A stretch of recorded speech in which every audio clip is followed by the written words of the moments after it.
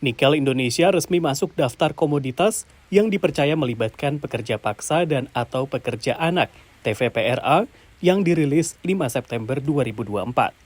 Departemen Tenaga Kerja AS mengutip sejumlah laporan bahwa industri pengolahan nikel Indonesia melibatkan WN Tiongkok sebagai pekerja paksa.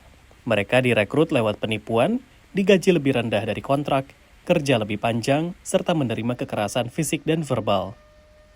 Pengamat menilai daftar ini menjadi pukulan besar di saat Indonesia ingin menjual nikelnya ke pasar Amerika. I mean, it's a bit of a scarlet letter, to use a literary reference there, that now that this designation is in place, any discussion of a critical mineral specific free trade agreement with Indonesia is going to begin against a backdrop where the U.S. government, the Department of Labor specifically, is on record as having alleged that the Indonesian nickel sector is pervaded by forced and/or child labor.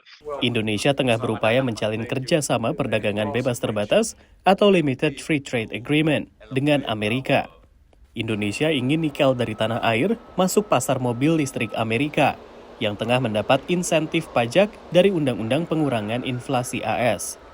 Namun laporan demi laporan menguak, industri nikel Indonesia dibayangi pengaruh Tiongkok, masalah tenaga kerja, dan kerusakan lingkungan. Hal ini bahkan membuat perjanjian perdagangan mendapat perlawanan di Kongres. Riset University of Oxford menunjukkan bahwa komoditas yang masuk ke dalam daftar TVPRA mengalami penurunan impor ke Amerika Serikat mencapai 17%. Penurunan ini terjadi signifikan dalam produk-produk manufaktur, namun tidak signifikan dalam produk pertanian maupun tambang.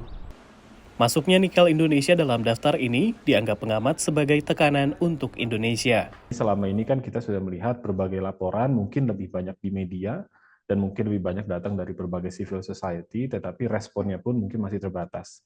Jadi harapannya dengan masuk ke list ini, kita sudah setidaknya masuk ke dalam berbicara antara government to government, sehingga ada sebuah titik eskalasi yang lebih tinggi. Meski begitu, kedua analis sepakat bahwa perjanjian dagang bebas terbatas AS Indonesia belum sirna. Just speaking realistically, Indonesia is mining about half of the world's nickel right now. The International Energy Agency forecast that share will increase to north of 62% by 2030. And so the idea that we will have a robust conversation in markets around nickel that does not include Indonesia moving forward seems to me to be far-fetched. Daftar ini, menurut pengamat, jadi kesempatan Indonesia membuktikan pembenahan dalam industri nikel, utamanya terkait perlindungan tenaga kerja. Jadi ketika dari pihak Amerika Serikat menunjukkan bahwa mereka willing untuk berbicara long-term relations, apa hal yang harus diperbaiki dengan jangka waktu seperti apa, dan dari pihak Indonesia harus bisa menunjukkan dengan bukti konkret, ini yang kami sudah lakukan selama 1 tahun terakhir. Dari Washington DC, Rio Tuasikal, VOA.